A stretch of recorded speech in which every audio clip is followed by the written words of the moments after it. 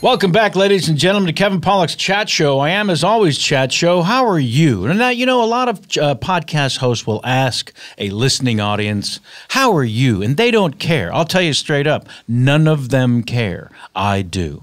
Write to us at kpcsfanmail@gmail.com. Let me know, how are you? Just write literally how you're doing. You can comment about the show if you'd like to, but it's not a thing. No pressure here. I really want to know how you're doing. KPCSfanmail@gmail.com. Maybe you have people in your family who say enough already with the complaints and the whining. Not me. I'm saying let it fly. We're coming to you live from the Earwolf Studios in Hollywood, California. If you're not familiar with where that is exactly, write to me at kpcsfanmail@gmail.com, and I will give you the address. And you can stop by the Earwolf Studios and meet some of the wonderful people who podcast from here. Are you new to this show? Perhaps you're just tuning in because of our guest today. You saw on the Twitter how I mentioned who was going to be here. Let me hip you to some recent guests on the show. Christopher Guest, speaking of guests. Lauren Graham Guest. That's not... Billy Bob Thornton, Rob Riggle, J.K. Simmons, Craig Ferguson, Michaela Watkins. That's the only way I can pronounce her name.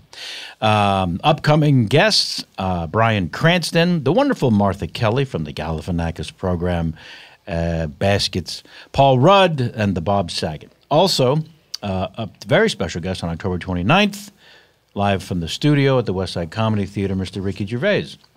We'll just be sitting around talking about his weird, awful English teeth.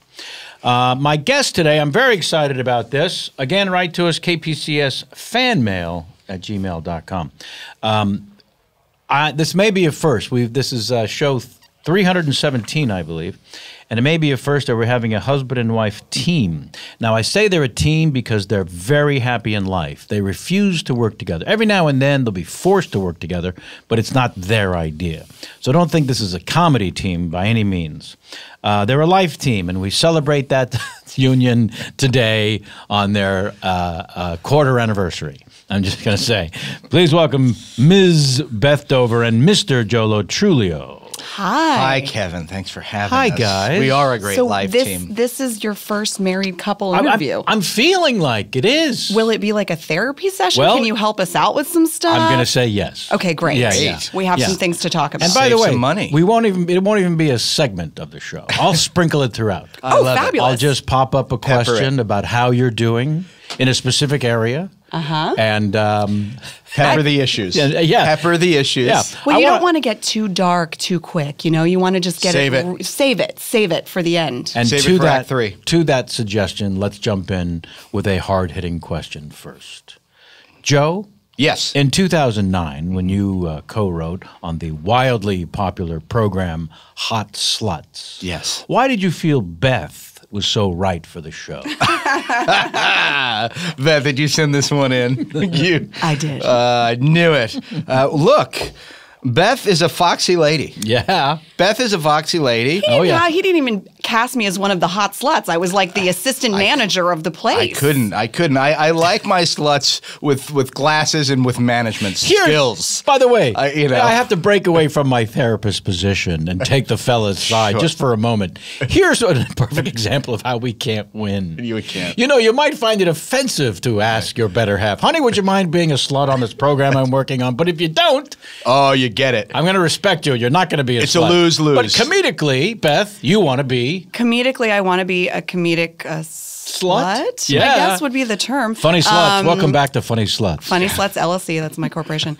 And but no, I was able to get my shirt ripped open by Sandy Martin. Who was it? Oh, that's right. Yeah. So, you know, I had a moment. Well, you are a slut for comedy. I'm a slut for comedy. I know the gentleman to my left is as well.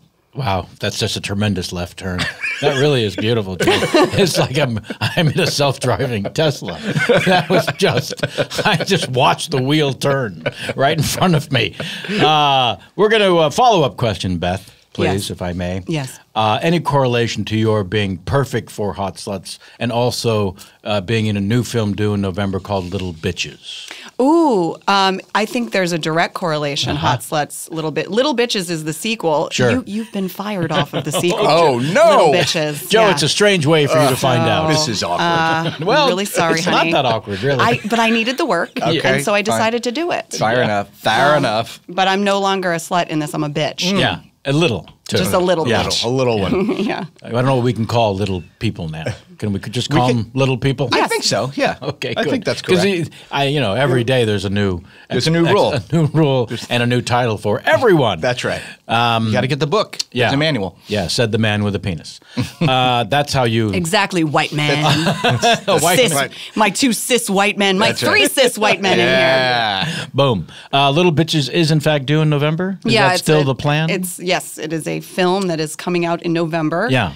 And it's a studio film with some Disney people. I mean, honestly, I worked like 2 days in it, but I think it's supposed to be funny. What's that squeaking? What's happening?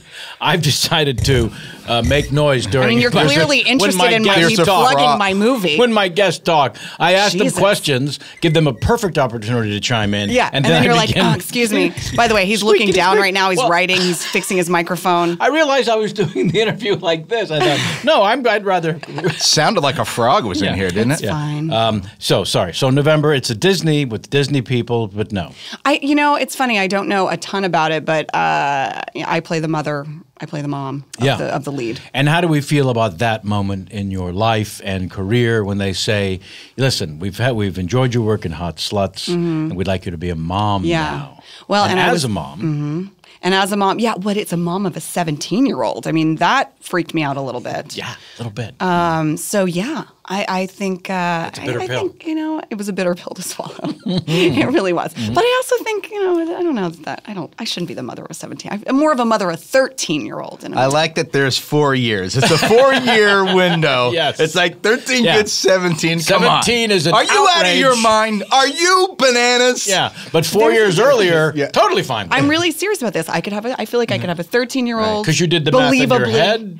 No, Right. I mean technically I could have a 17-year-old, but I think Right. I think You feel more comfortable if it was a 13-year-old. yes, that's right, Yeah, correct. that's fine. That's fair. So That's fair.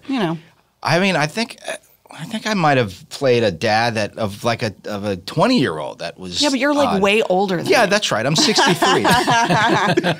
I went you transitioned through the years. So recently what happened was the network wanted me to test to play Mark Feurenstein. Is that correct pronunciation? Yeah, Feurenstein. Feurenstein, I think. Feurenstein. His father in his new show. And I said, there's like 17, 14 years between us. I don't think Right. this math works. Yeah. And people immediately started saying, Blue Bloods, the age difference between Tom Selleck and the wonderful Broadway actor who plays his father. I haven't seen the show. I've never seen Blue Bloods in my life. You know what? Let's have a celebration. Just the three of us. It's one of I those didn't want to shows run that into the wall, like but I Hawaii just. Five-0 that's been around 11 years and no one has ever I seen an know. episode. It's weird. Yeah. Like Royal Pains. Or There's a Burn bunch of Notice. Burn Notice. Both terrific shows, I'm sure. Oh, these are all terrific shows. Yeah. What's the matter with us is really the topic That's of right. this particular Yeah. subject. Yeah. So I said, this doesn't, you want to age up my face? What are we doing here? They Don't do that all the worry. time, though, Yeah. in Hollywood. That happens. But then they ended up hiring Elliot Gould, who's 10 years older than me, and now the math works. Now it works. Yeah. And I even said to Mark, let's not do this. Well, I feel like viewers do look at that, though. Yeah, of course they do. They're like, no, he's not. He can't be the father. She can't be the mom. Like I know I do. I'm like, that's a little bit too. Well, when people see old little to young. bitches, they're going to be like, she's so young. There's no They way They will. she I'm could sure be. they will. I hope there's cards they can fill out that say, if the kids were 14, this would have made sense. Exactly. Exactly. Yeah. That's right. Okay, now let's, enough with the potty mouth gossip. Joe, you're from Queens. Beth, you're from so-called normal parents. I couldn't resist. Very nice. I didn't. I I actually think didn't there's see that. royalty in my family way back. I think it's a joke from the 60s, maybe the 50s. I'm a big fan of both of those decades. Yeah. Tell me about your stint, Beth, in South Korea. I lived in, well, my stepdad was military. He was in the Air Force. So I moved around every 2 years of my life.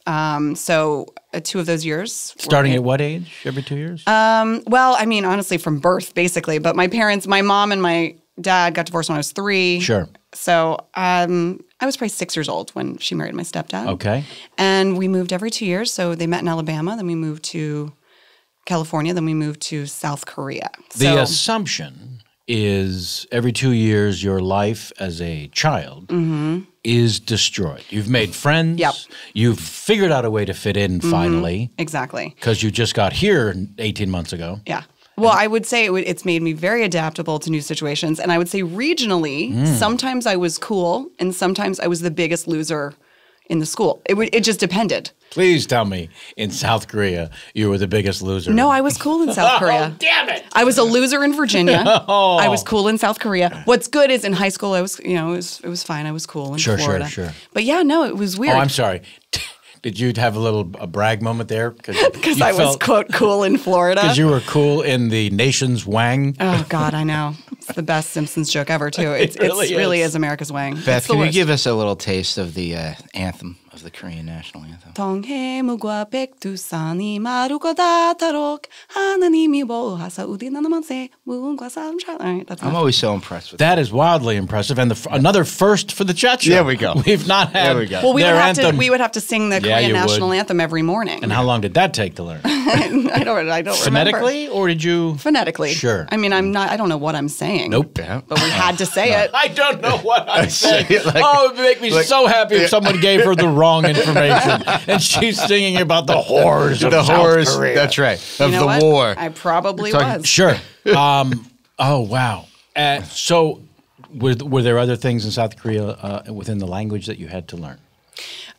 Yes. I mean, I would go out with my friends off base and we would haggle for stuff like clothing and various things. So I learned how to say how much and can I put this on layaway? Hello, goodbye. I'm so glad you're saying this. Yes. I speak 7 languages. That is to say, I can say, where's the bathroom? How much is that? And please don't arrest me in 7 different languages. And please don't arrest me. That's like I said, everyone has their priority. Right. No, it was definitely, it's definitely command South Korean. Command Korean, yeah, for sure.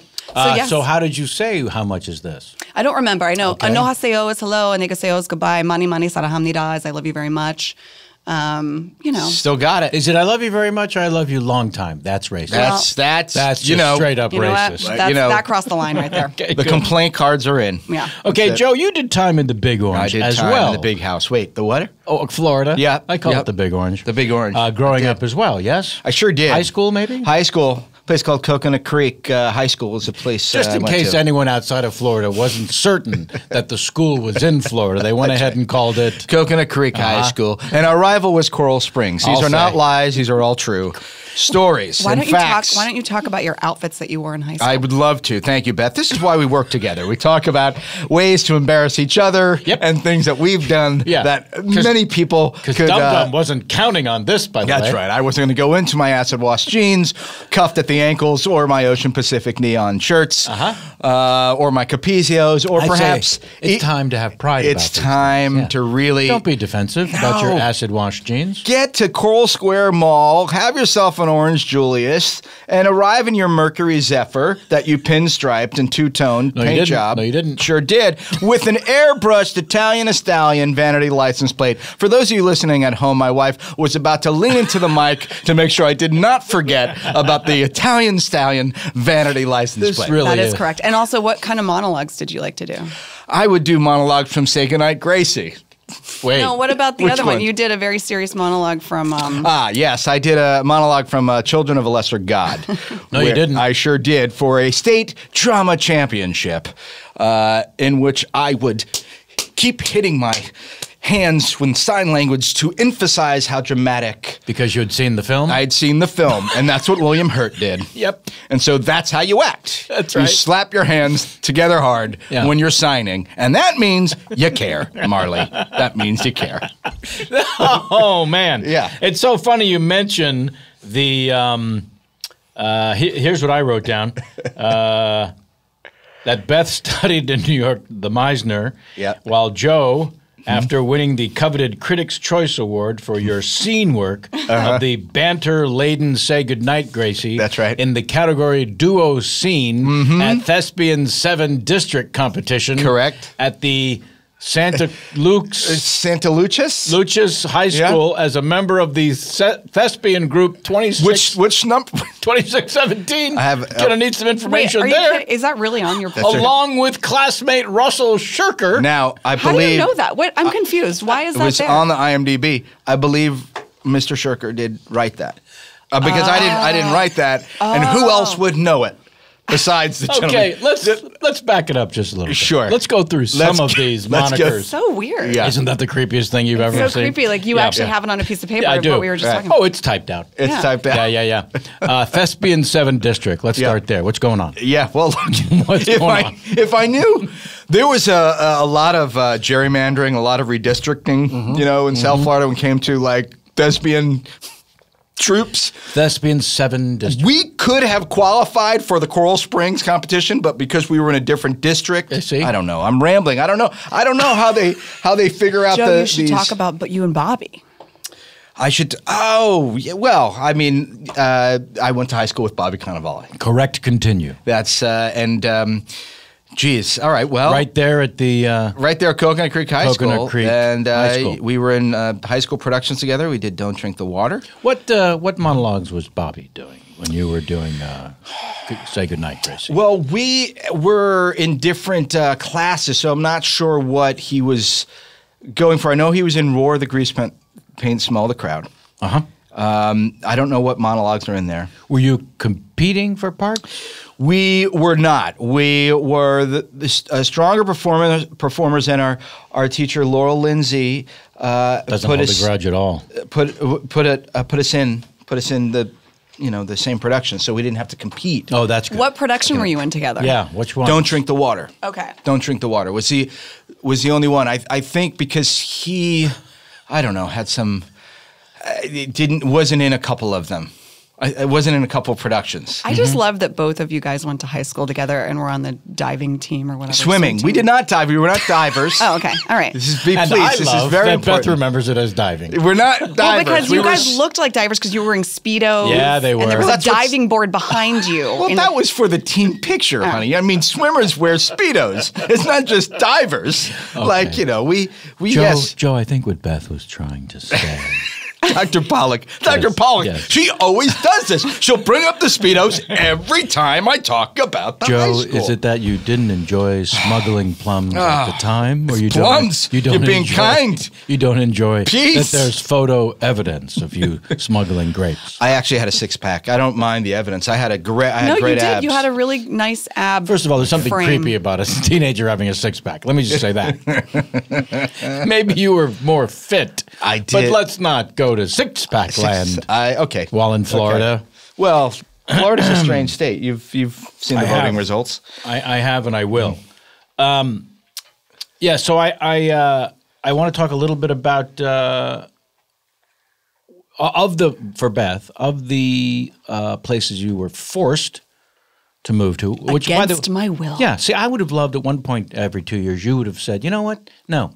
This year we're going I mean, sometimes I did. I said, I don't want to leave. I just don't want to start meeting. I have friends. It's very sad. Yeah. Does everyone feel bad for me now? Yep, they do. Good. I do. That was my goal. Yeah. Well, so which of the locations do you remember the most fondly?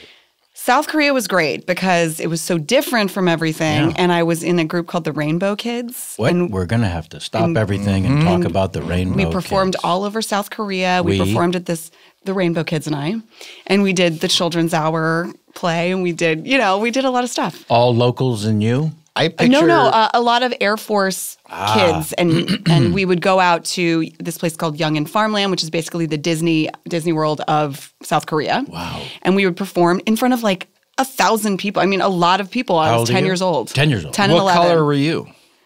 I think purple, maybe. Purple. I mean, we all wore hoops. We all wore like hoop skirts. There was like a purple and a green and a yellow. You know this, right? Because you saw the picture. I did see the picture. There's photo evidence of this. There's photo evidence. Oh, yeah, it's on my Instagram. It's wonderful. Actually. Oh. So IG. Yeah, I think South Korea was pretty great. And Florida was good because I was there for high school and college. Now, I would never move back. You couldn't pay me enough money to move back to Florida, but I had a very nice time during those formative years. I'm going to throw out a number, Beth. Okay. Because you did make a rather severe statement. You couldn't pay me enough. So I'm going to throw out a number. All right, throw out a number. Let's see if we can get there. Okay. All right. $1.6 million.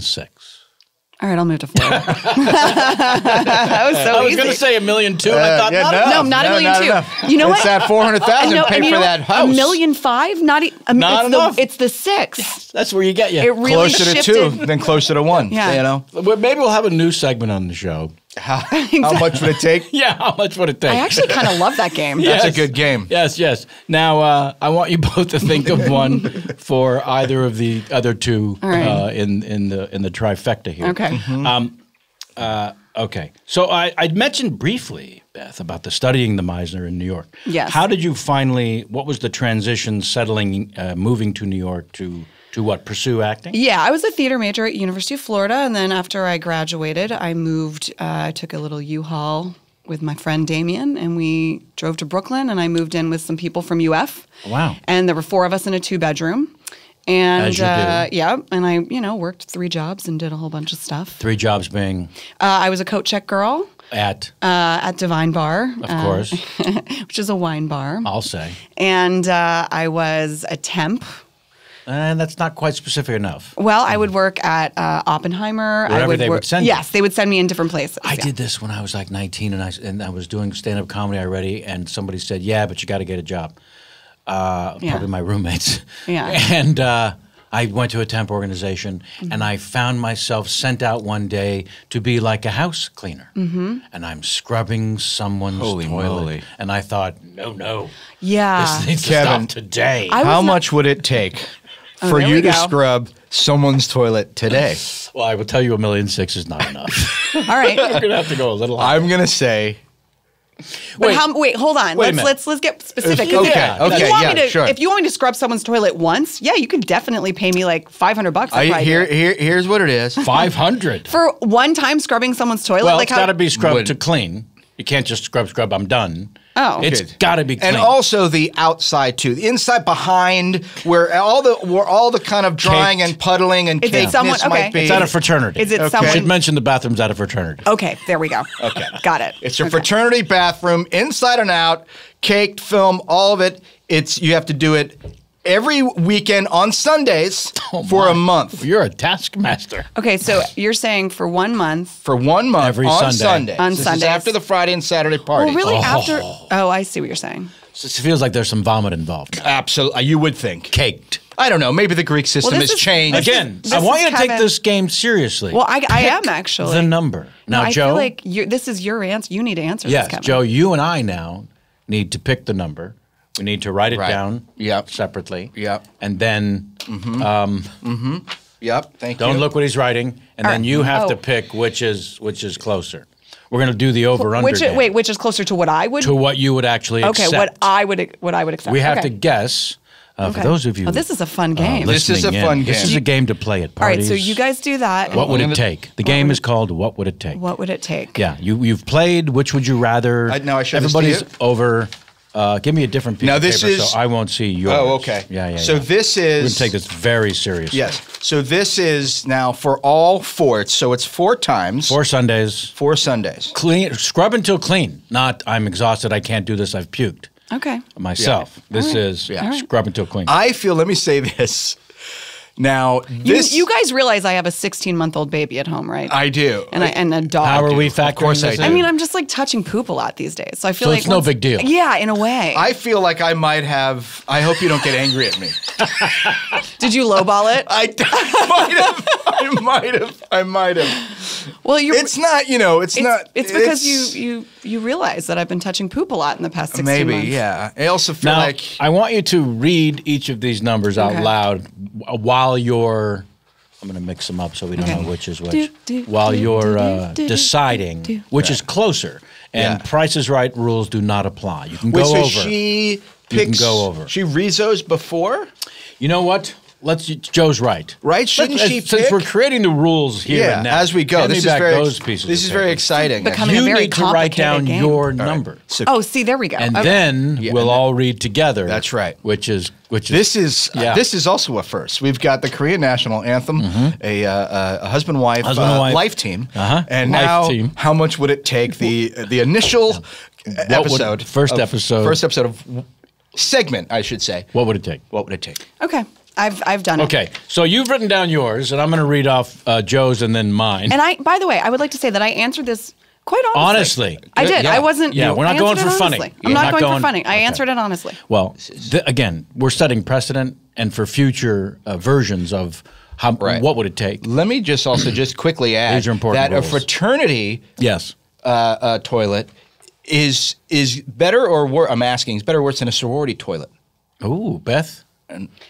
Definitely worse. Way Okay, worse. that's what I Because thought. That's what I sorority think so, too. houses are very like she. Everything's clean. Fraternity houses are disgusting, Okay, cum-filled good. That's what we environments. want. We want the worst. Well said. Sorry. Well said. No. So Joe's guess was a round number. Okay. I'm going to start there. Okay. $300,000. Okay. Yeah, not bad as numbers go. Yeah. My number, not a round number, Okay. was $72,120. You guys both have great respect for me, and I appreciate that. Exactly. I clearly don't have respect for myself because I said 28,000. I still love that it's a big number. It's still a big number. But I mean, if you number. asked me to do something once a week for a month, it would probably take me no more than 30 minutes. I drive there, I drive back. $7,000 a visit. $7,000 a visit seems I'm not that bad Now for I a feel, day's work. I feel like I escaped. I feel like there was respect there. I did well. You did very well, Joseph. 75 a pop. Yeah. Kevin has less respect for me. You're actually doing really well right now. Well. Our therapist has less respect for me than you do. Hey, isn't it the case? By the way, still way over the number you picked. if I may. That's a good point. Fair enough. Almost $100,000 more than you suggested you would need. Hard to find a good therapist nowadays. Oh man, we've got another new game on the show. Ooh. Called, and we have a graphic that I think I'm going to have to post on Twitter so people can see it when we post this episode as an audio-only episode. I like games. This is yes, fun. it's fun. And I say, why not? This one's called Close Encounters of the Richard Kind. Okay. Okay, I 'cause love it. This is terrific. One word. wonderful. Terrified. Terrified. That's right. We found over time that not only did everyone have an impersonation of Richard, but everyone has a story. Because I thought Well, that was my story, right? That was which one? the one word, terrified. Okay, so now you have to give us what the story behind. But really, it's Joe's story. I just know it's so That's well. okay. So you don't That's have all right. one. We Well, share everything. you actually have a much. You have. Then we'll save his. Yeah. Let's start with yours, since you're insisting Joe has the winner here. Well, Joe and I used to live off of Pico Boulevard, below Pico Boulevard. Now you're just bragging. I'm bragging. We lived across the street from a car wash. Once a year, there might or might not be some type of, gunplay. Someone gets murdered on that corner. Maybe once a year. Not that much. We're not the murderers. Write into us with your guess where this corner is. KPCSfanmail@gmail.com. It's below Pico. Yep. So, but it was a nice little apartment, Sure. and Don't backpedal. Joe was hosting a poker game with his friends, Certainly as was. you guys like to play poker. Sure. And Richard Kind was in town, and he was coming over. A And, 1-2 game. I'm guessing Richard pretty was low. there. Yeah. and I don't know what that means, but Expensive. Oh, okay. I see. I played poker with Yes, you. you did. You did very I well. drunkenly played poker with you the other night, and did horribly. In I Missouri. didn't do horribly, but No, you didn't. I did all right. You did all right. I did lose, though. Yeah. Let's be honest. But he was coming into the apartment, Richard Kind. and it was evening time, and he walked in, and he says, "Joe, one word, terrified." That's it. Terrified. Terrified. So he was explaining his experience he getting there and Getting parking. there and the neighborhood itself. He did not enjoy our neighborhood. He was scared of the neighborhood. We did not. We ended up leaving. Yeah, but Shortly after. it was nice, though. How long did you live there? 4 years. About 4 years. Yeah, Sure. Yes. 4 Sure. years. About So 4 years. 2006 to 2010. Yeah. That's right. Yeah, good 4 years. And how many other people came to visit this particular home? All kinds of people. And said terrified. Oh, none. Zero people. None. Zero people. But you had other whiny, complaining Jews. Oh, yeah. Not just Richard Kind. Yeah, I'm sure we Regularly. did. Maybe some that had lived there, actually, in the same Are development. you talking about me? No. Oh. In the same development. Yeah. Well, now it's a thing. It's not just an apartment. Yeah, well, it's like a you know, what is it, like a Melrose Place type of complex. In your mind. In my mind. It's a Melrose Place kind of complex. Yes. You mean the television program. That's right. I see. Yes. That's right. All right. Very good. Wait, so what is the game? Richard Kind, this is just Close Encounters of the Richard Kind. Do you have another one you'd like to share? Well, there's just, I'll just add to Beth's. How about your own? Well, that was really my best one. Nope. But hold on. Yes. I danced with him in a karaoke room once. Wait, you had one already. Oh, I'm sorry. Cheek to cheek, too. No. Look, sorry, Joe. I have a great. Put a pen in it. I actually do have a good one. Good. So Beth, I'm going to need cheek to cheek. Hold on just a moment. I mean, that's Joe. really it. We were in a karaoke room, and he. What'd you sing? Oh, I was probably singing.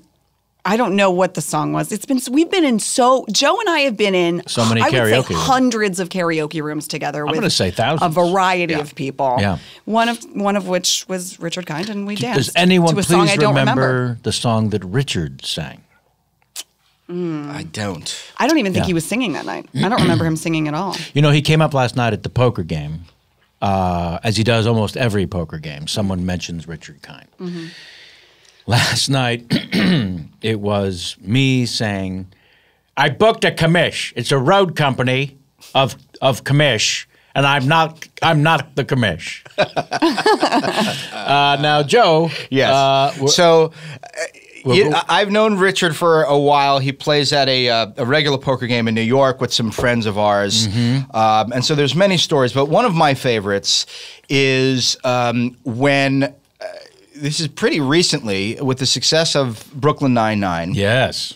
And, you know, Richard was talking to me about, this is great. You know, you deserve it. I'm so happy for you. I'm so happy for you. This is wonderful. The show is great. You're great. You understand how rare it is. Enjoy it.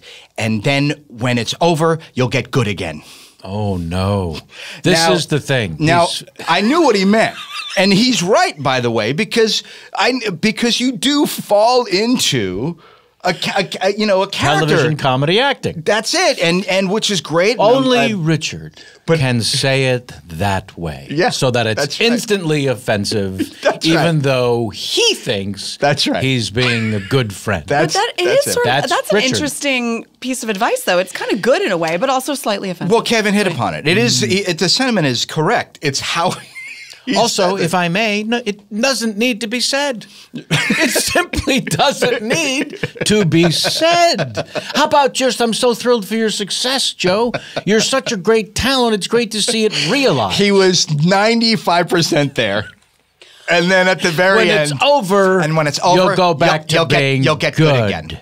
You're going to get good again. Oh my You'll do God. a play. We also hung out with him after Hurricane Sandy, remember? We went to that deli. Went to Barney Greengrass. Barney Greengrass, because that was the only place that was open. A lot of the scared Jews gathered at the Barney Greengrass. Yeah, that's basically what happened. No candles. Do you have any candles, Barney? First of all, Barney, long gone. Candles. No, the Upper West Side was the only neighborhood in Manhattan whose power did not go out during Hurricane Sandy. Well, that's because a lot of the Jews are there. That's right. Yeah. Always back with the Jews. Richard also called me at that same poker game as I checked raise. Joe, you are a Jew in the weeds. A Jew in the weeds. Wow. Oh my God. As a Jew to a non-Jew. That's right. That's an interesting play. It's a power move. It's a power move. Got in my head. Yeah. Got in my head. The whole table laughed. See? I think that's a damn good I guess you're right. We have a rendition. shitload of Richard Kind stories. Plenty, yeah. I just didn't realize till we started talking about it. Maybe we should just continue on. This is the Richard Kind podcast. Who knows? Close Encounters of Richard Kind will be a continuing segment on the show.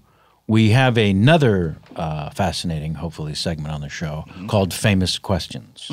This is where I've gathered questions from famous people who have written a question to one of you or both of you. Oh. Yes. Oh, okay. These are like from like Lance Bass or something. Yeah, like is it Lance Bass? Well, I will only answer questions from Lance Bass. That seems fair. Okay. That seems fair. Now, I should probably should have used a qualifier that I thought was painfully obvious, but I should spell it out.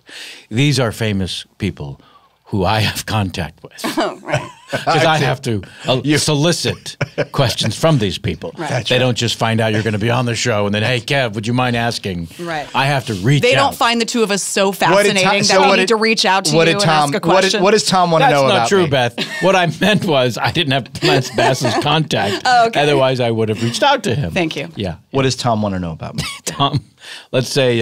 Cruise? You actually do know Tom, so this is... Tom might... I'm so obnoxious. I hope it's Tom. I'm so obnoxious. I have to ask which Tom. Yeah. Yeah. Do you want the Hanks variety or the Cruiseman? Cruiseman. I was talking about the Cruiseman, but I'll take either. So I do want to get back to the Meisner studying, by the way. So let's not forget that, please. Meisner. This from the Jake Johnson. Oh, yeah. Oh, he specified this one to Joe. That seems unfair. What song did you listen to on repeat while filming Win It All? Oh. Wow. Did I listen to it? Obviously you did, otherwise you wouldn't have asked that, right? Well, I don't... Some of these points are land very, very important with the person asking the question. Yeah. And they're so inside that they've lost. That's the thing. You have a I don't... You know, I will say that I listened to some Buddy Miles, who's a great drummer, and a song called Them Changes, and it was because I knew that Joe Swanberg, the director, was wanting to put a lot of kind of soulful, awesome music in there, and I think I was listening to the song Them Changes, which is an incredible song. So you wanted that sort of feeling and just sensation the vibe to build of yourself up. Yeah. You know, you've made an interesting point for Richard Kind. Why? Why? You got away from Brooklyn Nine-Nine. I did. And you got back to I doing... got back to the roots. Can I say... The character work, building the character. Joe, as your wife and also a fan of your acting, I think that you did a great job in Win It All, and it's on Netflix right now, and people should watch it. It's and Jake is in it, and it's a really good film. And Joe it's a departure for Joe. I think it's very good. Is it a piece of dramatic work? It is. Yeah. Tis. Win It All. Win It All. I mean, there's comedic elements, obviously. Sure. A dramedy, if you will. Yeah, it's like I a played dramedy. Jake Johnson's older brother. Jake's a gambler, small-time gambler in Chicago, and I'm trying to get him on the straight and narrow and have him work for me and my landscaping company. And the Joe Swanberg. Joe Swanberg is the I always director. want to say Schaumburg, which is a suburb outside of Chicago. Oh. But it's Swanberg. It's Swanberg. Who's a wonderful independent filmmaker with his own voice and vision. And I think just him wanting you to be in this film already is a win. Already is a win, and I was thrilled. I had loved his movies for a long time. It's just wonderful to get those phone calls. I'm a big fan of his work, so I was thrilled. Joe to just be did part an of it. episode of Easy for season 2 as well, which is his show. His show. Show that shoots in Chicago, and I think Mark Maron has talked about doing episodes of that show. His episode was terrific. He was terrific. Right. That show's called Easy, and it's called Easy. It's on Netflix. It's on Netflix also. Yeah. Mm-hmm. So Win It All and Easy go to Netflix. This question, I'm really upset. I do have one for Beth for sure, because this one is also for Joe. This seems unfair, and I'm not happy about it. Loaded. It's okay. Josh Joe's fancier Charles, than I am. Josh Charles, are you familiar with the term junk the tip? And please explain to your wife why this is a term that you would know. Yes. Okay. So in the I've known Josh Charles for a long time. Well, since the mid '90s, where we were living in New York, and we had a lot of overlap of mutual friends. And so on one of these occasions, and there are late night occasions where we would go out after a show or sing music, we'd go to restaurants, and there would be a big group, maybe at least 15. And you know what happens at these things? People get, they order drinks, they order appetizers, this and that, and people get up and leave and whatever. But at the end, everyone's supposed to throw in what they think they owe. And so I was in charge of collecting the tab one time and counting the cash, and I'm counting it over and over, and there's not 20%. And so I said, all right, who junked the tip? And that's how that phrase came up. Now, I'm so happy because I thought that was a penis It thing. sounds very sexual. It has since between Josh and I. He heard you say jump the tip, he and was he right decided there. that's a dick joke. We both, in that moment, actually, we did and started laughing about it. And now, 20 years later, here on the chat show, it comes back. And I love the term, and I think it's something that everyone should use. Beth, I'm going to ask you a question now. Yes. Did you notice during Joe's telling of that story, it seems as though he didn't realize he was amplified with a microphone? Yes, I do notice that on a regular basis. And I want to ask how much of a part of your marriage, the loud pronunciation. A large part. In fact, let's do a little therapy session here, Kevin. Let's. I actually had to have a conversation with Joe while we were in a car. Yes, you did. The windows were up, and he was on a conversation where he's Italian. He has fire in his belly, sure he does, in his heart, and it comes out through his vocal cords. And it comes out like this, very loud. They can hear. I mean, on a phone, you can hear it. And on a microphone, certainly. Was it like a speakerphone situation in the car? Yes. Or and Bluetooth? And honestly, I said, you're going to have to never speak on the phone while I'm in the car anymore because I can't handle it. Emotionally, I'm like a sponge. He wound you up. He wound me up. No, I would say that that's a large part of our relationship. And it makes me want to go, like, that whole conversation, I did think to myself, he's very loud. But I don't say it anymore because he just is, right? All right. But it makes me want to be like very Delilah after dark on this. Okay. So you're going to be really loud and I'm going to be really quiet. But you also like the whispering people anyway. You have that I do. thing. Joe, I'm going to turn my attention to ASMR. you now. If possible, to not be defensive. Yes. When explaining now, That's right. not just to myself and the love of your life, but the people listening. Why they, while driving or on a walk, had to turn down the volume on their earbuds during that story. You're right. Can you speak to that without shouting? Isn't that what the engineer is supposed to be for? I got to worry about this now? Suddenly I got to deal with this? Well played. He's on his phone. He He's can't be texting. bothered. He could not give two shits about this conversation. All right. So I have a question for Beth. Yes. Finally, Jesus. Finally, Jesus is right. As we mentioned either off the air, I don't think I mentioned in my preamble. I know I didn't. My normal co-hosts for the show are of course Sam Levine and our very own Jamie Foxx. Neither of which could be with us today, regretfully. Both out of the state of California. That's so sad. I love them both. Right? Yes, me These are too. good people. Here now a question for Beth from Jamie. Hi, Jamie. I will type that back if you'd like. I hope you're enjoying Disney World. She went very sincere. She didn't go for a dick joke. Okay. Beth, I like it. What song from a film Oh, God. would you like to be the soundtrack of your life? Now this, you can mock a question like this or you can take it to heart. That's up to you. What song from a film? Jamie has an ongoing thing where a song will play and she'll tell me what movie it's from, or she'll ask. I mean, here's what I'll say. Yep. I listen to a lot of show tunes when I'm bathing my child, as you know. Joe's been coming in. I'm listening to either Hamilton or Dear Evan Hansen at all times. But I just started listening to the When Harry Met Sally soundtrack, and I really enjoy all the Harry Connick Jr. kind of like, it's very clear, Our Love Is Here to Stay, and all that kind of stuff. I like all that classic. That's a great choice. So I think the entirety of the When Harry Met Sally soundtrack, I would like my life to kind of feel like a nice rom-com, upbeat, feel good. Yeah. It's a difficult time in America. Let's try to make ourselves feel good. Mm-hmm. So that's my answer to that question. I agree. The When Harry Met Sally soundtrack. All of that was enjoyable and taken to heart and answered sincerely without yelling, and I thank you for that. You are welcome, Kevin. It was all right. It's pretty good. I want to cut to God. 16 years from now. It's the future. And for no other reason than I'm completely removed from the grid. I'm interviewing your son on this show. And I ask him this question. Do you remember a starting point, a genesis, a moment in time when you decided you wanted a life in the theater as like a chorus player. You wanted to be a part of musical theater. It's bath time Hamilton. That's why. I'm trying to ingrain it. I mean, because he's a real kind of bro-y kid. He's real, baseball. He likes all that stuff. That's my boy. He wakes up in the morning and he makes the symbol of a bat and just kind of like wants to swinging a bat. A bat. And so I try to inject a little show tunes into his life. That's good. You need balance to balance it out. You need balance. Is he yelling yet?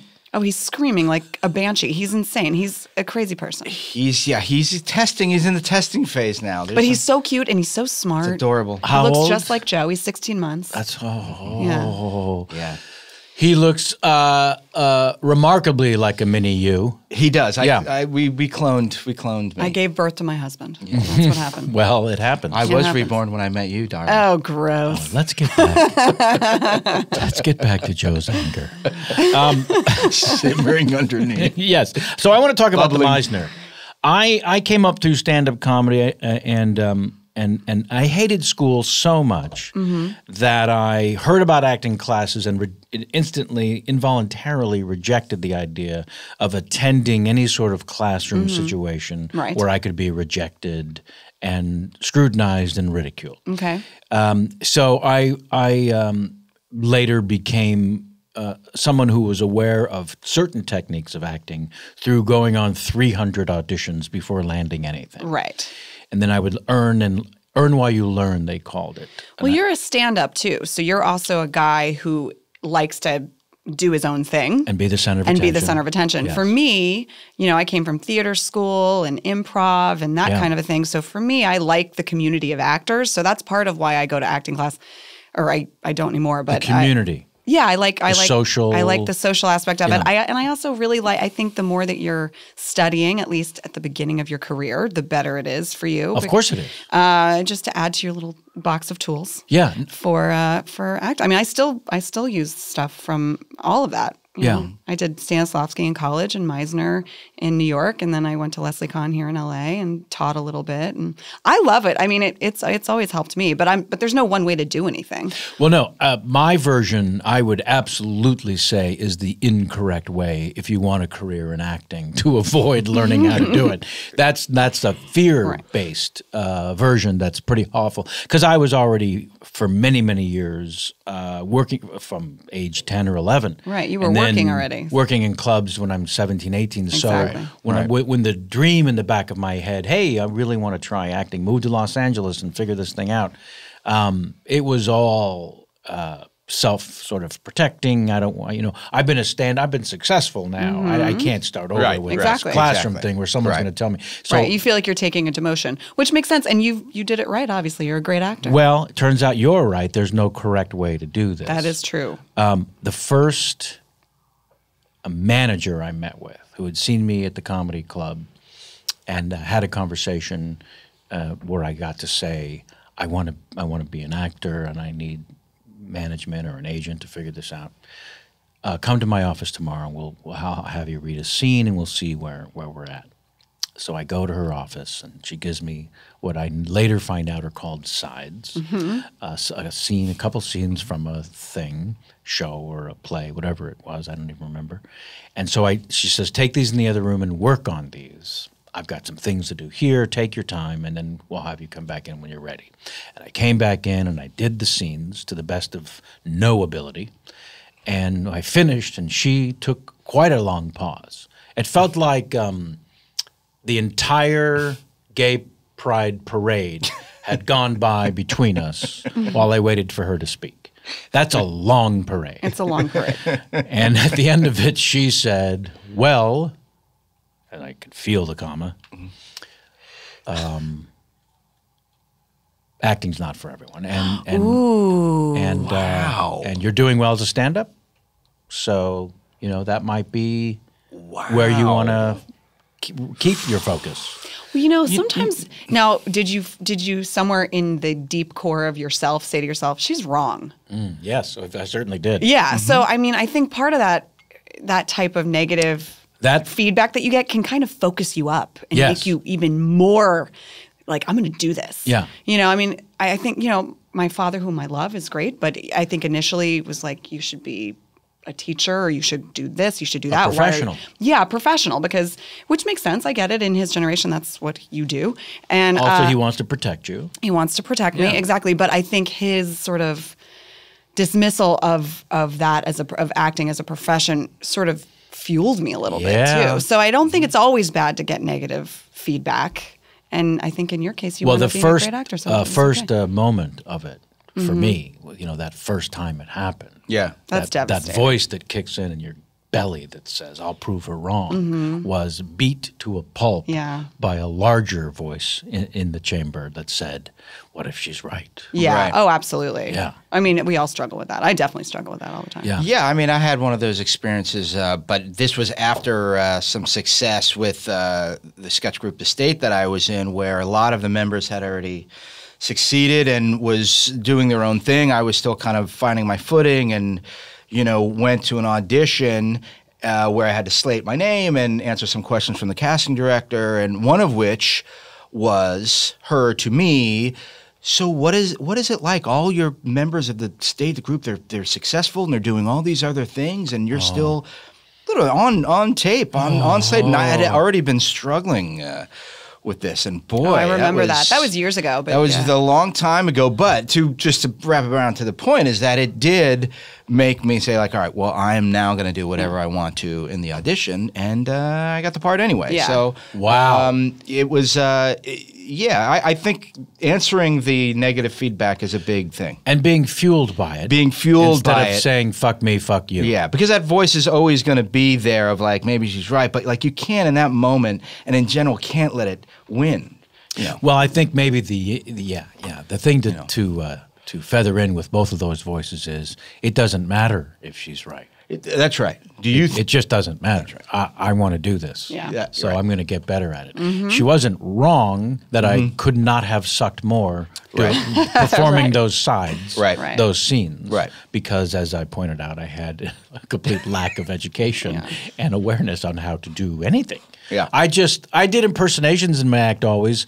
So, and it was always a full body, head to toe possession by that character. And so I was already kind of studying aspects of acting by teaching myself how to do impersonations of people in movies, right?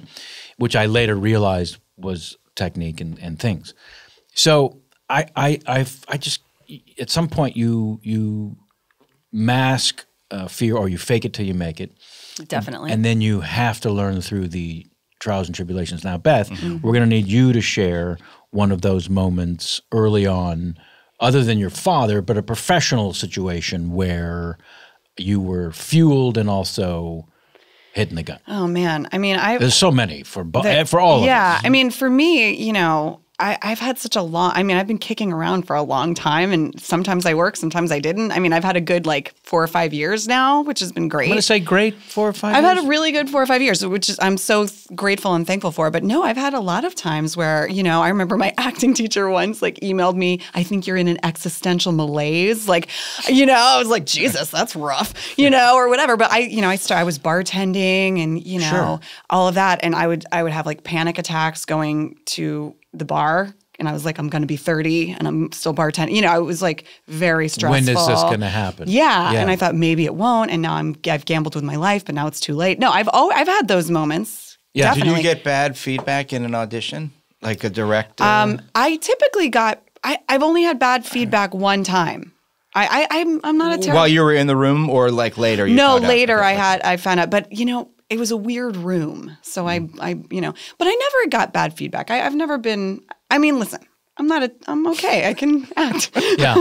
But I regularly didn't get the part. Yeah. Yeah, which means the feedback was not shared with you.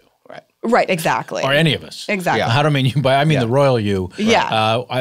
You want to leave a room saying, I nailed it, whatever happens, happens. Right. Yes. I feel good about what I did in there.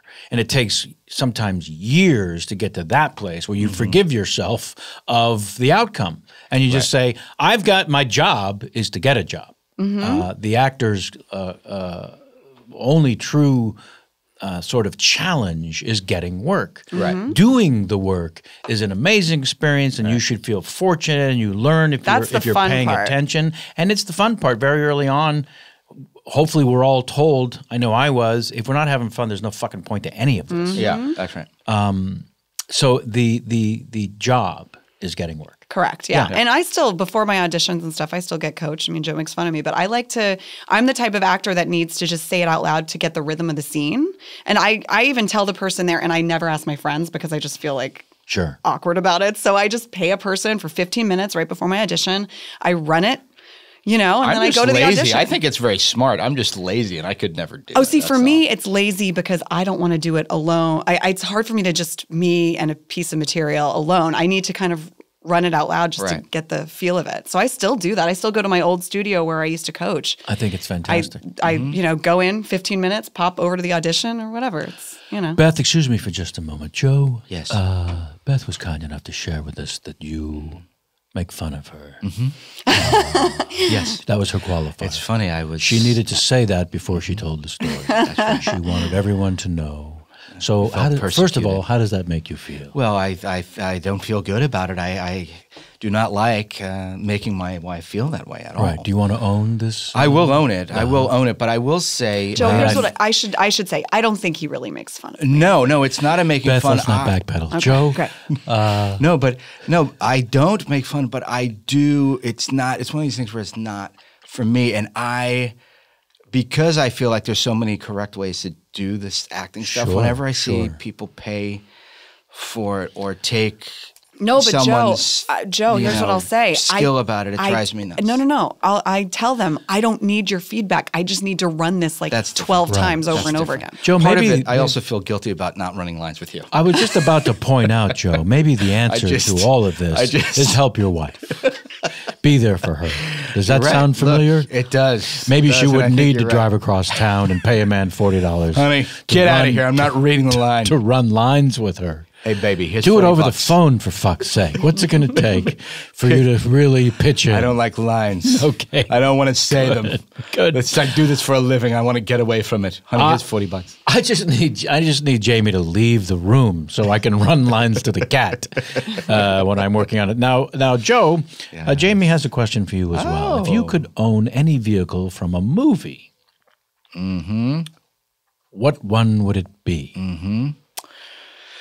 Well, the one that's immediately coming into mind is either Mark Hamill's white Corvette Stingray and Corvette Summer, or more probably the black Trans Am and Smokey and the Bandit. Corvette Summer? What is that? It's the movie that came out in '78 and the first movie that came out after Star Wars. And that Mark Hamill was in. Luke Skywalker in it. I had to go see it. I don't remember it. I think Annie Potts was in it. But it did have a great-looking car, and that's the only reason I remember it. Sure. That's wildly insightful. It's a great share. It's a great window into your soul. But my takeaway from the last 90 seconds was Beth's face riddled with a dismissiveness when asking what the fuck you were talking about. It's her run lines with me. My favorite. What was that? The favorite Beth cars that I would want to be. Almost dismay. Dismay. What are you talking about? Well, no, I'm just Corvette Summer. I've never heard of that movie in my life. It's a perfectly awful title. Yeah, it's a terrible title. Yeah. It's everything. Jamie's guess was the Orca, by the way. Oh, car? Yeah.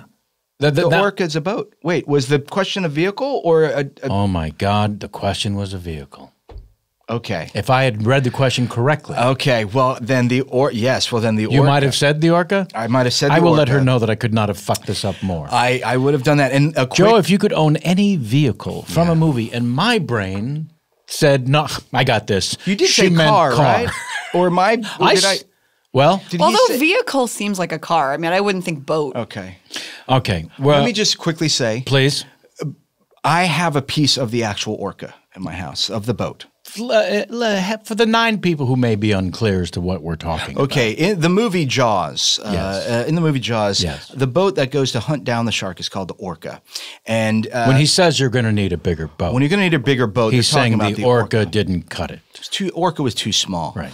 And the film you own a piece of it. I own a piece of it. Which piece? It's only about a foot long, maybe 18 inches long. First of all, settle down. And it's got all these, barnacles on it. He's sweating. He's sweating. It does have barnacles? It does. It does have barnacles. Anyway, a friend of mine who lives in Martha's Vineyard got me a piece of it because it was beached there after they finished shooting. The end. I love that. Now, Joe likes Jaws. The end. That's right. I have a very important segment to get to now. And I just need to find it because I wrote it here we go. Or very specific. How much would it cost? You How have much? a little something you're ready to play, yes? Oh.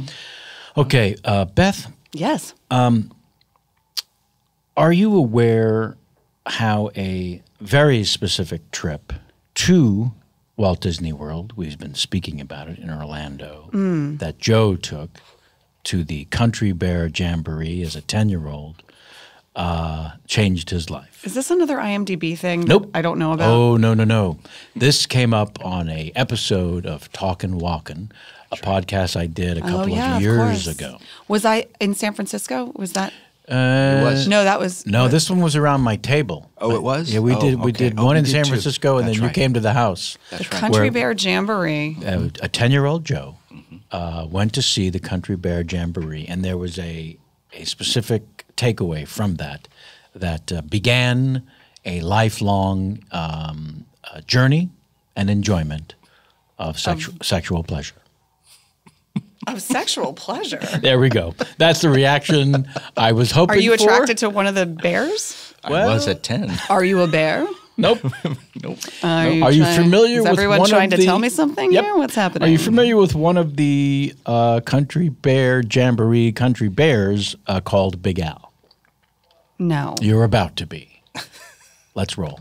The room, and he's got Big Al. He's got his jug. He's got a jug, and it's. I have an erection. You're 10. You can't explain it. I can't explain it. I just need to get rid of it. Right. How am I going to get rid of it? Let's see if Big Al could have. Let's see if this. Because he represented something soft. 2.5, 3 foot stuffed animal. 3 foot. So not much smaller than you. Not much. I mean, you're 10. Yeah. How big could you have been? Wait. 2 feet, not 3. That is it. About 2 foot. About 2 foot. 2 okay. foot. Yeah. So you could rest your own jug on his head. That's right. Right. That's right. I teabagged Big Al at 10. Okay. So you understand. Which I don't even know if that's really a teabag. That might have been. I don't know what that was. It could have been. No, but listen. He had a jug in his hand. He could have washed it down if he wanted. But there's a whole faction, a whole group of people out there. I think they're called furries. Furries. Yeah, that's right. So did once you had your way with Al? This is a great question. Luckily for me, or it stopped there. It ended there. Your future altercations with furry. That was it. That was the plush. Okay, now that was incredibly disturbing. Now he's 10 years old. Now did you own Big Al? Oh yeah. Is it in your bedroom? So you took your pants off and put your balls on Big Al? I did. Gross. What the hell's going on? What kind of podcast is this, Kevin? To replay that? We're gonna get calls. First from of all, Fox. I felt it was important since that was part of public record and is available on iTunes. That we needed to that Beth have an opportunity to find out about this since the rest of the world was privy to it first. I feel like I've learned a lot about. I'm always learning about my husband, and now I've learned a little bit more. He got uncontrollable erections, and at 10 years old, that had to be satisfied by stuffed Disney One of the animals. reasons, if I may, I wanted to bring this up. Did you hump Big Al? I did. I humped Big Al. If I may, of course he did. There's only one way to ejaculate with a stuffed animal, and that would be to hump it. Now, Beth. Your poor mother. Okay. Beth, there was a very specific reason I wanted to share this with you above and beyond the comedic possibilities. Okay. You have a young son. Ew. That you are taking great care with. Oh, God. I don't know where this is going. Well, I think I do. Boys get to an age where discovery comes in any form, as we've just discovered. Yeah. So I want to give you as much of a heads up as I can. That I'm going to have really crazy socks that are a time will come. Incredibly crispy. If you're lucky, it's a sock. If you're abnormal, it's a Plush. It's a plush. Okay. It's a plush from Orlando. Yeah. Named Big Al. But as a mother, I would have to wash the socks. I don't think your mother was like washing Big Al. Yeah. Did Mom ever find out? Big Al was washed every Saturday, just fresh, fluffed up. What do you think? She wasn't paid $28,000 for that. No, she would not. That's a No, callback. she did not. Oh man. I thank you both. That's how you end. Wait, That's are we ending it on Joe? no. Oh, okay. Oh, no. So we're ending it on Joe just jizzing all over Big Al. First of all, let's not paint a picture Sorry, that Joe I'm is sorry. I'm sorry. not demean. Yeah. Not demean Big Al or me. or that you were disrespectful. No. You were. I was very respectful. You didn't even know what you were doing. No, there was foreplay involved. I really didn't. Took him out. Okay, this next famous question comes from our own Sam Levine, and it is for Beth. Sammy. Yes. Hi, Sam. Beth. Yes. What is the most valuable lesson that you've learned about acting from acting with Sam Levine? We did some wheelchair. He was in a wheelchair. Yep. On Children's Hospital. Mm-hmm. And he was playing a young, like a child actor, and he wore knee socks and shorts. Absolutely. And I felt really good about that episode. So I don't know that I learned something, but he was in it with me. So maybe it just like his presence in those knee socks and shorts in a wheelchair makes me. Maybe he should come to set. Better. Yeah, maybe he should run lines with you. He should run lines with me in knee socks in a wheelchair, and then I'm going to get an Oscar. That's fantastic. Can I offer a writer's punch-up? Please. To the answer? Please. I know it was off the cuff, but should it ever come up again? Yes. What you learned. Which I'm assuming it will. Yeah, of course. Who doesn't want to ask every actor, what did you learn from acting with Sam Levine? I was thinking maybe your answer would somehow involve him saying, "Stay out of my light." Ah, right. Yeah. That was the lesson from acting with Sam Levine. Out of his light. Joe? Yes. His question for you is, if you intend to do some more full frontal nudity in feature films, some of your fans have been waiting patiently to find out if, in fact, you plan to. No.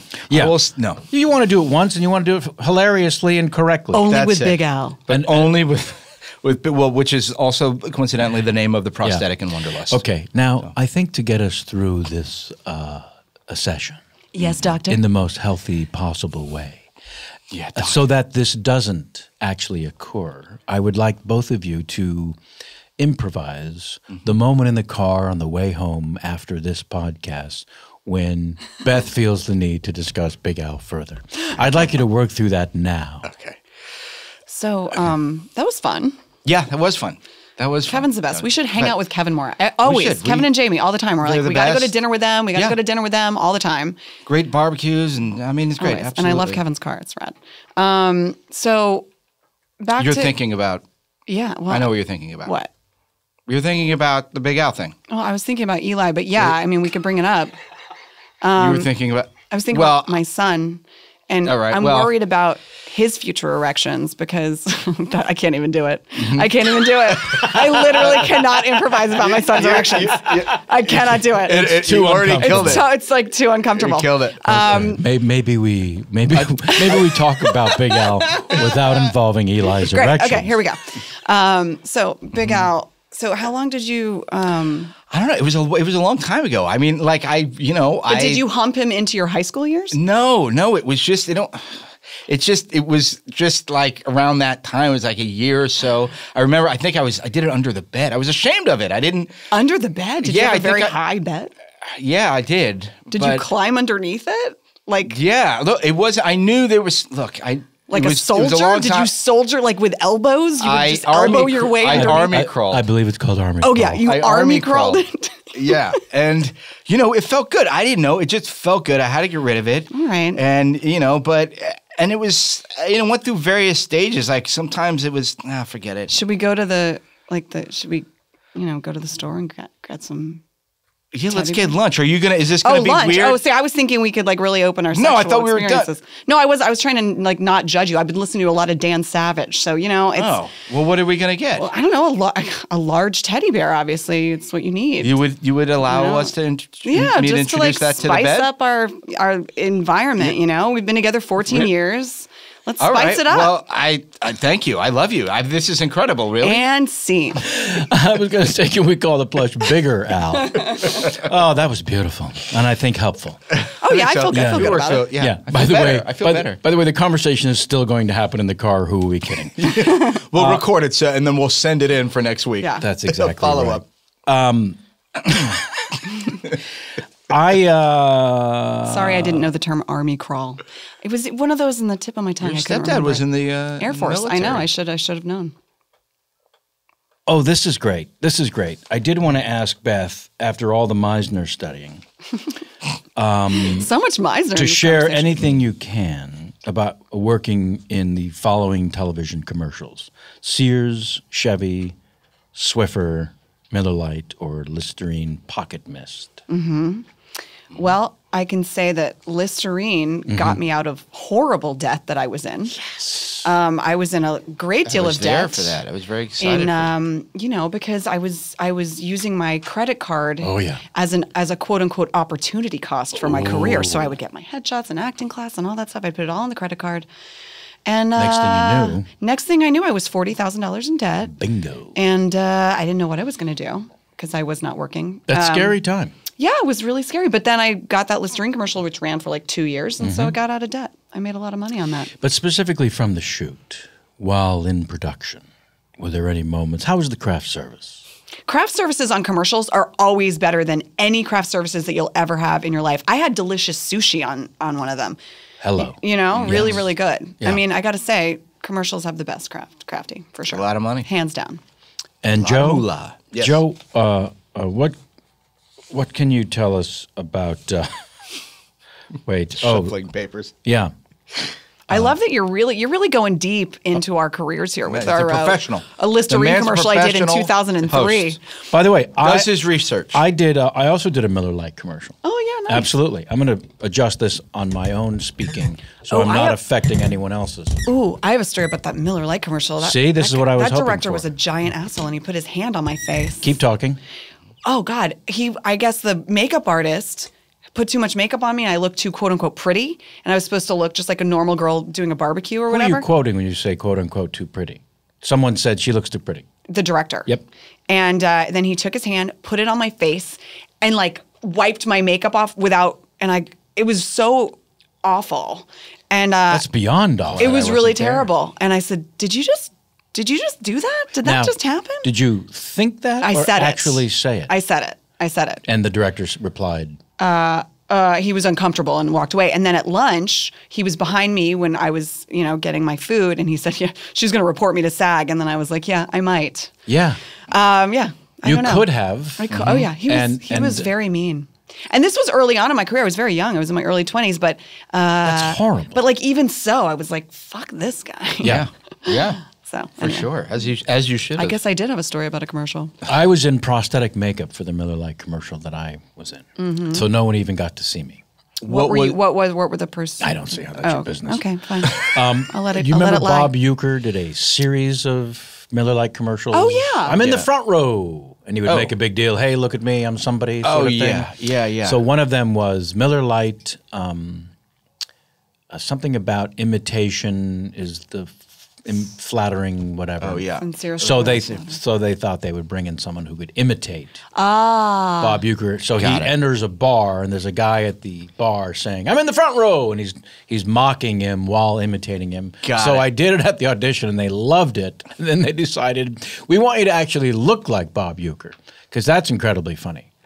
And I thought, but I was too young to say anything. You're an idiot. Right. Why would I prosthetically change into Bob Euchre? Are you saying he's got a doppelganger out there?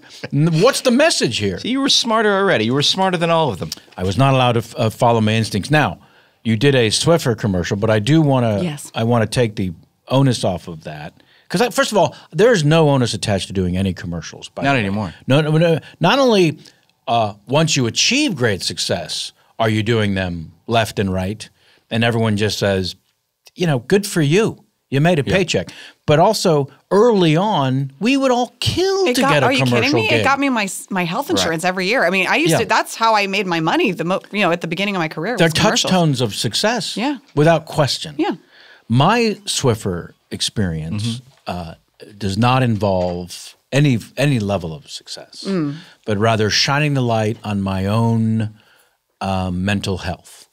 Okay. So I have I'm intrigued. because I've always done voices, I have what's called the Zelig effect. Woody Allen did a movie called Zelig where he becomes people he hangs around, this character in the film. And George Carlin and I think Richard Pryor would do material about a white guy who hangs around black guys, ends up sounding like ... So mine goes deep. Ever since the age 5 or 6, I would walk out of a movie my mother had taken me to, and I was possessed by one of the people in the film. Later it became doing impersonations, but at the time, for 5 or 6-year-old, that's where my imagination went, no matter who it was. And it wasn't the actor that I was impersonating. I was possessed by a character in a movie. So as I grow older, I never lose the Zelig effect. And I constantly embarrass Jamie by taking on people's accents, and it happens involuntarily. Joe does it too. It's horrendous. So, but you should know we're not mocking the people. It's an involuntary thing that we cannot control. Right. It is a mental health issue. So our housekeeper, Carmen, who is of Mexican origin and has an accent. A lovely woman who's worked with us for many years, who I have, it's all qualifiers. You can hear it in my voice. Leading up to the moment where she says, I'm on the phone with Jamie, and Carmen says to me, we're out of Swiffer. And I say to Jamie, with no intent to mock or anything, the involuntary Zelig comes out, and I say to Jamie, we need Swiffer. What? Oh no! And in front of her? Again, involuntary. It was not meant mocking. It was a nanosecond after it had been said to me. We need Swiffer. I said we need Swiffer. Oh my God! And Joe would totally do that too. I would do that, and I will never live it down. So my way to own it is to bring it to everyone's. That's hilarious.Eth will know sometimes who I'm talking to on the phone because I'm starting to sound like them. We should mention a couple things. The fantastic run of the last 4 or 5 years that we spoke of for Beth involves a couple of programs that for some reason are referred to here described as Edwardian Women Bleed and Women Dig Women in Prison. What? Who also bleed.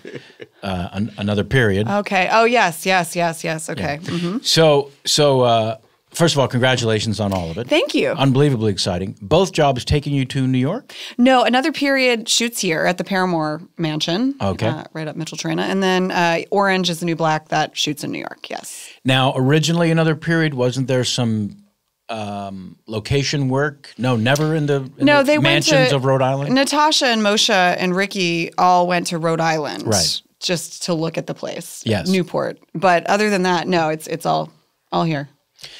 I have a famous question to you from Ricky. Hi, Ricky. Yes. And fortunately, I remembered in time that she was incredibly kind enough to write a question for Beth. She's the best. I love her. She really is the best. And a former guest of this program. I just need to go through the phone like an old Jew. Now, Jamie, if she were here, would say, idiot, just type Ricky at the top in the search hit thing. The search. Everyone knows but me. Yeah. This is how it's done.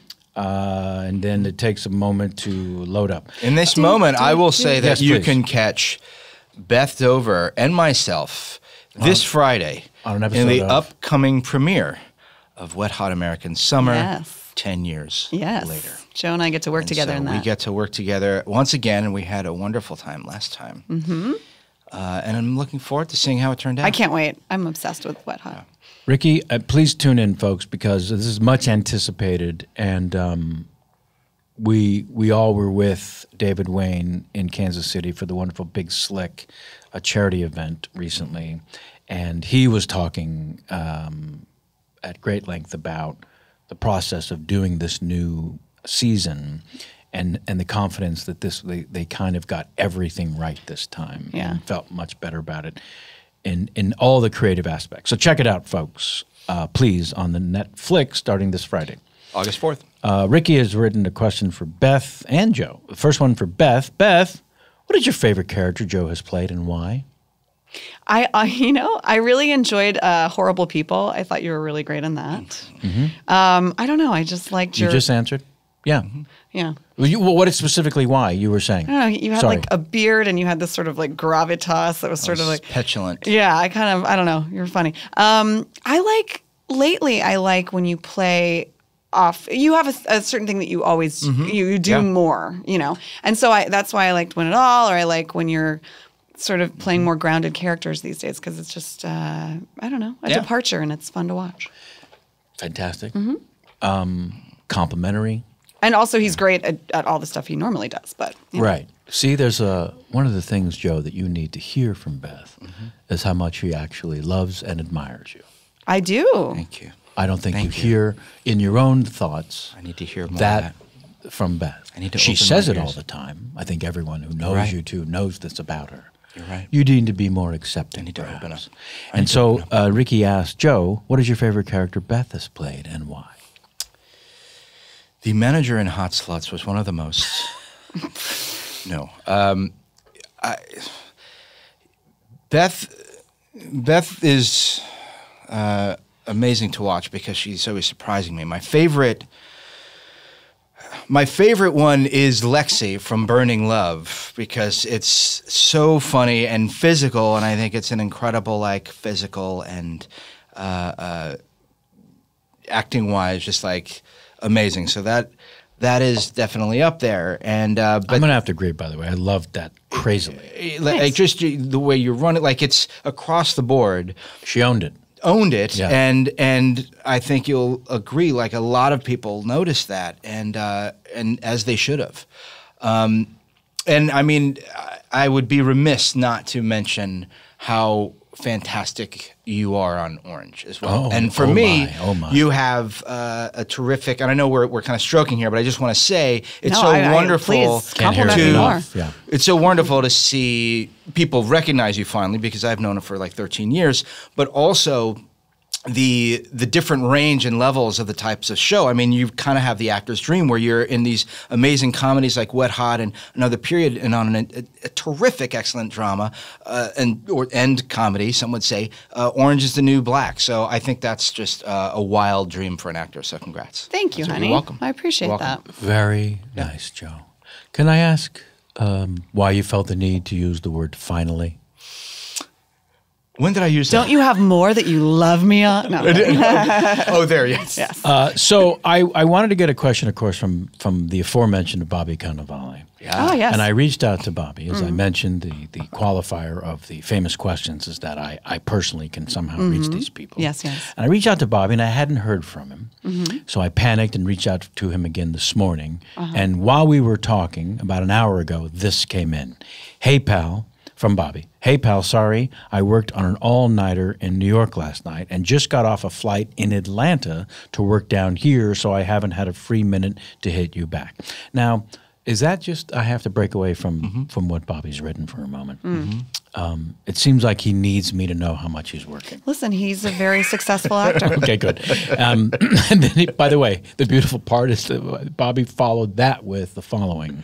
I just put myself to sleep writing that. That's the self-aware. He's self-aware. Self-awareness is important. The beauty of a Bobby Cannavale. Ask Joe and Beth if they ever had sex in Maya and Rose's bed when they stayed at our place.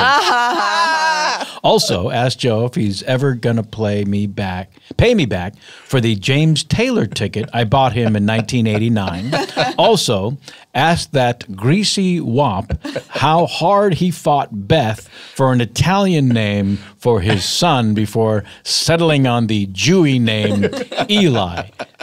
Then, all caps, ask that fucking greaseball how in hell, as a New York Jets fan, he could name his kid Eli. He couldn't go with Saul, Shmuel, Harvey. No, he's got to go with the namesake of our crosstown rivals. Now I'm pissed. Tell him to lose my number. Oh my God. That was a conversation we had though. It was. It was so much so that we almost gave Eli the middle name Jet. And I'm glad we didn't, because I was yes, you were freaking out so much about the Eli Manning thing, and specifically Bobby busting my balls on a text on a chat show. Till the end of time. Till the end of time. Yeah. And it has, my nightmare has come true.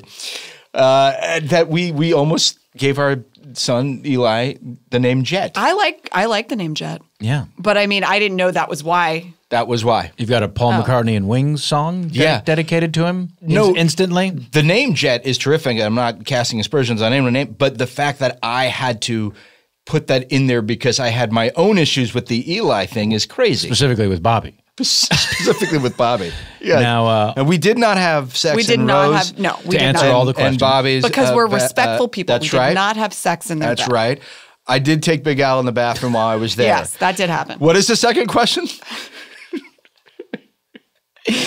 Oh man, I don't know. I think the rest of them are just him calling you WAP and stuff. Okay. yeah, true. the James Taylor too. Oh yeah, yes, that's right. No, I will not pay him back for that. Fair enough. That was a gift, I thought. Okay. The other person I reached out to and did not hear to until I checked the emails during our interview. Mm-hmm. This one came in 40 minutes ago. Okay. Last minute, I love it. I think I'm too late, but if I'm not, the question is, Joe and Beth, you've known Ken Marino for a good portion of your lives. That being said, how does he do it? And the follow-up question, if you can describe Ken in 16 words, what would they be? Ken is a really good actor, and he is also a guy with good hair, period. Nice! Joe, 16. Good luck to you. He's sneezy. He's dopey. He's sleepy. He's a doc. Slutty. He's slutty and a guy who I lost count. All right. Well, we know he's a guy. I think we did well. I think this has gone extraordinarily. Great. Yes. I have no objectivity, of course. No, I don't know. I mean, I guess we'll have to wait for the ratings. Please. Are we going to get picked up? Are we getting picked up? What happened? Is there a season 2 of this interview? You know what? Yeah. There will 22? be a season 2. I can already predict an outcry. All right, great. And I'm going to welcome you both back right now, as soon as you possibly can. Meet me back in either this studio or from the West Side Comedy Theater, live streaming for the folks on a Sunday. But I do want to thank you both very much, sincerely. I want to thank you, Kevin, for just allowing me to be on here and just making me look at some of the things that I should work on. Dr. Pollack? Yes. Thank you so much for having us. I hope things work out better. Thank you very much. For your days moving forward. Thank you. And that you can forgive Joe for many of the things we've discussed. Well, one specific. Mm-hmm. Okay. Yeah. Big Al and a few other Love you. Please watch their programs. Another period is coming. Yeah, another period will be out in February. Orange is the New Black season 5 is out right now. We have Wet Hot American Summer coming out This Friday. And I must simply, of course, The Brooklyn Nine-Nine. September 26th. Multi-award at winning. 9:30. Please watch. We have a good season. Yeah. Speaking of multi-award winning, I would be remiss if I didn't point out that That I won a SAG award? that Beth won a SAG award for Best Ensemble for Orange is the New Black. Correct. Brooklyn Nine-Nine, also nominated for a SAG award for Best Ensemble, did not win. Did not win. I would just like to end it on that note, Yes, I think. that's exactly what I wanted to do. All the work we've worked on is now destroyed. Tune in next time for more shenanigans. I want to thank, full name, please. Sam Kiefer. Sam Kiefer. I wanted to make sure I got the full name in there, Sam. Thank you for all Thank your you, help. Sam. Great job on the drop. Quite a challenge on mic 4, so thank you. The audio drop of Big Al's story was spectacular. Sam Kiefer. Thanking Corey Levin for post-production as well, and everyone here at Earwolf for allowing us back in the door. Until next time, and as always, get out of my face.